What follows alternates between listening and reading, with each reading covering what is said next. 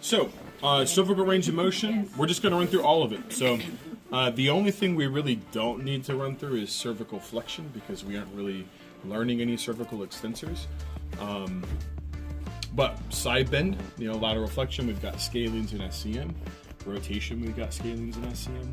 Obviously, extension, we kind of have the whole package of muscles in the anterior neck. So let's start first with lateral flexion. So the range of motion in lateral flexion is 45 degrees.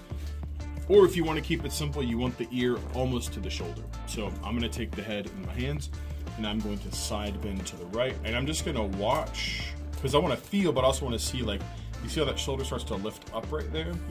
We're probably at in range. And I feel like that's a good range right there. In terms of how it feels really good. Chris might be aware of some tension on the left side of his neck, but it would be minimal. Feels pretty nice. Okay. Back to center. And then we're going to go left. And that also feels really good. So side bending feels great. Rotation, we're going for 90 degrees. So chin to shoulder. So I'm going to keep the same position. I'm going to rotate to the left.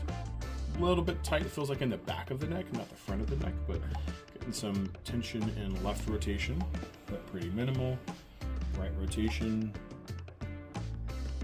better, but a little bit the same. Something. Did you feel anything in either of those rotations? Yeah, in the trap. In the trap area. Just a little bit towards the back.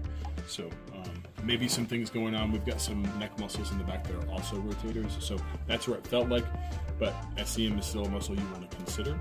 Again, if I'm going, just to review, if I'm side bending, I'm assessing what? Scalenes and SCM on the left side or the right side? On the right side. Those are the ones lengthening. When I do rotation, if I'm doing rotation to the left, I'm assessing the left SCM and the right scalenes.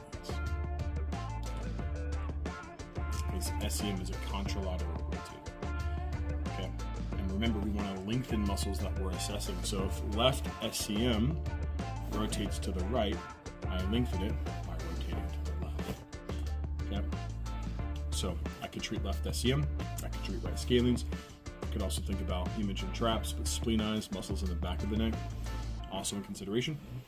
And then for cervical extension, the easiest way to do it is active and standing, but if you want to do it on the table, you do have to have them scoot to where the shoulders are at the edge of the table. So I'll take, head's